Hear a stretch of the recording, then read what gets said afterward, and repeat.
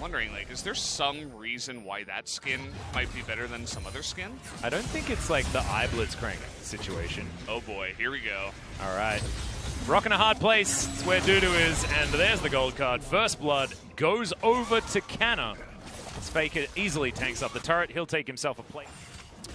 Yeah, very nice game, very straightforward. The jungler of Humalife is down here towards the bottom side. They're going to trade the initial Ocean Drake here off the map for that. Faker now not too far behind as far as EXP as well, as they're going back top lane.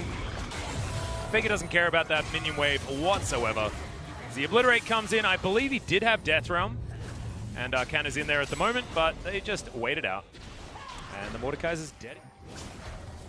And they get 2 Summoner spells out of the Callista. Definitely good news, is this is just getting cruel. Death Realm not up right now. Yeah, Dudu just not having a good time. Just gets stunned and destroyed all too easily. And Cuz will take down Shelly in the meantime. Hook into, you know, the Gravitum, into multiple CCs to make that work. And even then, it's kind of risky. Same time, you're kind of leaving your Mordekaiser out to dry after he also already... And Cad's going to come down and see what he can do. Yeah. Humalife have this, you know, the early game has not been treating them very well because of the overall oppression of the Twisted Fate and the lack of response from Humalife. But they did get that first Ocean Drake, so if they can rush this down and try to get out of there without losing too much, and they can extend into potentially getting a soul, maybe then they might be able to come back in this one. And we'll see whether that just means that they're trying to make sure Teddy can get as much farm as safely as possible until his flash comes back up again, or what that is. But I have a feeling that T1 aren't going to be giving away another Drake without a fight. As Death Room comes down, Canna actually not surviving too well outside of that. But now, in comes Cad. There's the bad news for Canna. Easily, Cad just walks on over. Aggressive. You have to know that Trundle's coming or Syndra's coming, so I think you should save your hook shot. And then Dudu pushes out for some reason. I don't know. He's obsessed with pushing the lane, and he is going to give another kill over after, oh, well, I guess, get the dragons for my team. And they kind of let a lot of other things fall by the wayside, as T1 has been controlling the map for the most part outside of this dragon pit. But as you mentioned, they're not going to let this one go down without a fight. Yeah, remember this is a split push comp. That's why you see Faker here on the bottom side, just destroying turrets while the rest of the team is milling about. And if Humalife don't make quick decisions, they need to be decisive in this game. Otherwise, things will just slowly fall away from them. This is going to be a 50-50, though, as there's the Destiny. In goes Curry. We'll see who steals it, and it is going to be Cuz. As Curry goes in, 4-man knock-up, and Teddy doing so much damage. Curry is going to fall down, but the Mordekaiser is already dead. Canna secures that. What works, like you were saying, against the Aphelios. I think it's genius to, instead of saying, well, I guess we'll ban this, and that's going to be our strategy, instead, unfortunately didn't have that, as Destiny has been popped. Looks like T1 still want to deny Soul Point. Canna here towards the bottom side.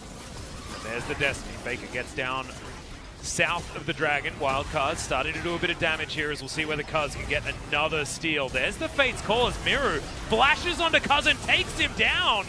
But the Drake is going to reset as Humalife lose 2 in the process. Pretty wonky there. I think that was... I think it's actually a brilliant idea for Canada to get up there, because as soon as they use the teleport, these cowboy boots, man, they're pretty good. For sure. He's just having fun with the Syndra in the side lane. So far ahead in this one, and they will never, again, fight Humalife in a straight-up fight. That is just never going to be on their agenda. Faker is level 6. Forced to play to the beat of T1's drum, as Faker is put in the death realm for a little while. Exhaust comes through, as Faker does have flash if you'd like it. He's going to use his Zhonya's first, and Death's Grasp not going to be quite enough. As he's got Destiny, Teddy comes in. They want to take down Miru first. Very smart, actually. And then Faker jumps in on top of the Mordekaiser and finishes off the solo kill. Yeah. TF is not really fast. He's going to avoid all your skill shots. And it's not going to be easy. He's going to buy a lot of time for his team to get over to the split push lane and to help him out. And Faker did a great job of surviving for that amount of time. Humalife kind of grasping at straws with that pick. All right, well, Viper's actually able to get a fair bit of work done here as the sentry turret also onto Curry doing a ton of damage as Viper with exactly the right weapons to take down robots does so. You remember, Twisted Fate, his Destiny Gate used to be his E. You know, it was on like a 20-second cooldown. You just bounce around the map. Seems fair. Yeah, super balanced as Dudu's getting solid underneath his turret here by Canna. And he's going to be able to lock that one down successfully. Somehow, Aphelios stole the Mountain Drake. Okay. Not sure how that happened, but... Aphelios versus the world. Yeah, I think that might be the case. As the split push is on, though, guys. And this is what happens. Just lose everything because T1 are not really interested in team fighting. Yeah, it's like nice Mountain Drake. That's not Mountain Soul. Even if it was, I don't even know your buildings, right? So it's like, or your minions, right? That would take away a little bit of power from the split push comp. And only having bad decisions to make. As Dudu's just going to get murdered underneath Nexus turrets. What the heck, Canna? Oh man, I actually feel bad for him. Oh my goodness. 0 and 8 now has been achieved, I suppose, as Canna is not being very nice to the rookie player here from Hanwha Life. Puts him in his own death chamber, and they get the Baron as well. By their losses in the spring season. Remember, it was actually a week of not exactly the best, as Miru...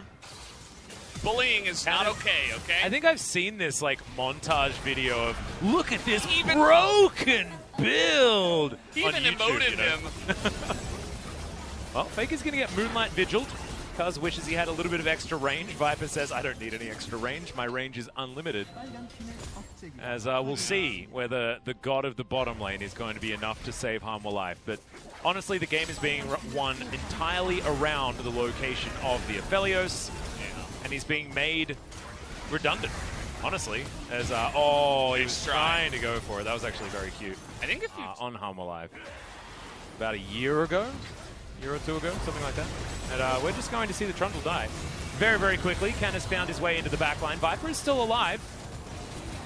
But I don't think there's enough years ever anywhere that's going to save them. As Faker makes sure that Miru is not able to get any work done with the ultimate.